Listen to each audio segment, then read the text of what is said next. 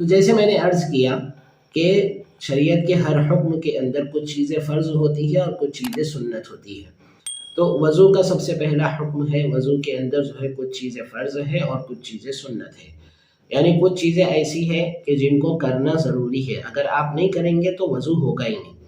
اور کچھ چیزیں ایسی ہیں جو سنت ہے، اگر آپ کر لیں گے تو اس کے اوپر آپ کو ثواب مل جائے گا، اور اگر آپ نہیں کریں گے تو پھر آپ کو اس کا کوئی نقصان نہیں ہوگا. یعنی آپ کا وضو تو ہو جائے گا، وضو کے اوپر کوئی فرق نہیں پڑے گا. تو فرض چیزیں ایسی ہیں کہ جن کو کرنا ضروری ہوتا ہے.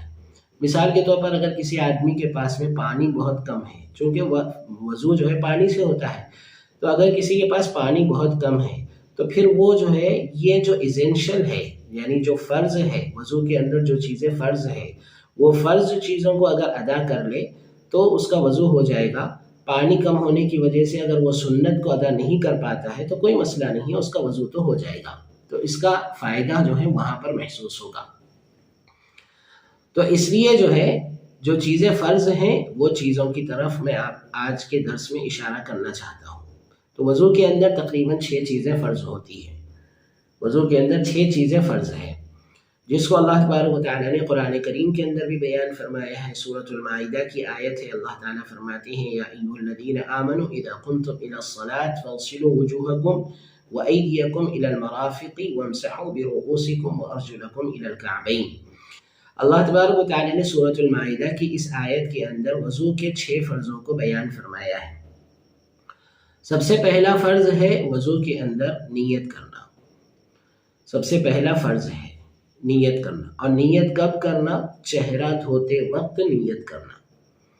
چہرہ دھوتے وقت وضو کے اندر چہرہ دھوتے وقت نیت کرنا یہ فرض ہے، کیونکہ اللہ کے رسول صلی اللہ علیہ وسلم نے حدیث کے اندر فرمایا ہے انما الاعمال بالنیات، سارے اعمال کا دار و مدار نیتوں سے ہے.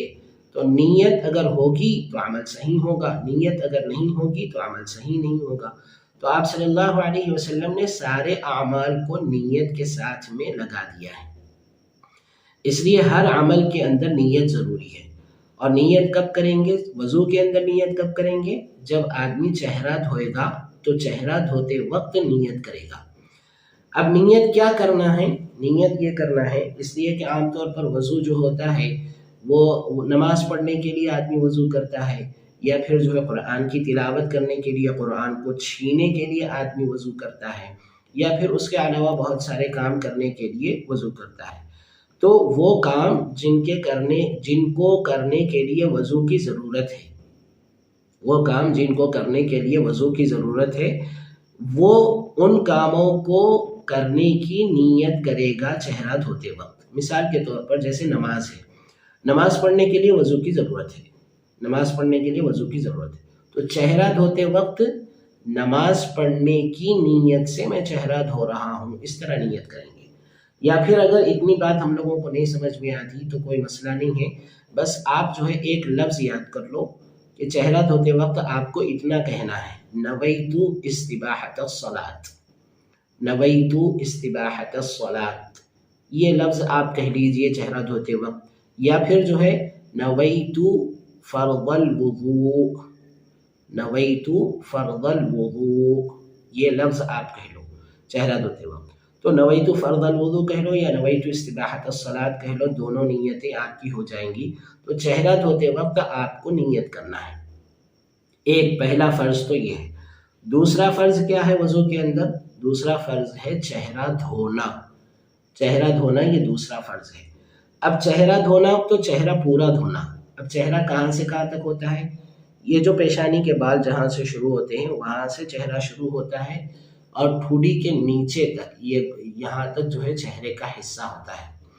یہ تو لمبائی کے اندر ہے. اور چوڑائی کے اندر ایک کان کی لو جو ہے اس کو کہتے ہیں، یہ جو کان کا جو نرم حصہ ہوتا ہے اس کو لو کہا جاتا ہے. تو یہاں سے لے کر یہاں تک چہرے کا جو حصہ ہے، اس پورے چہرے کو دھونا، یہ چہرے کو دھونا کہلائے گا. تو وضو کے اندر پہلا فرض تو نیت کرنا ہے، اور دوسرا فرض جو ہے چہرہ دھونا ہے، اور چہرہ مکمل دھونا ہے. جتنا چہرے کی حد ہے اس پورے چہرے کو دھونا ہے.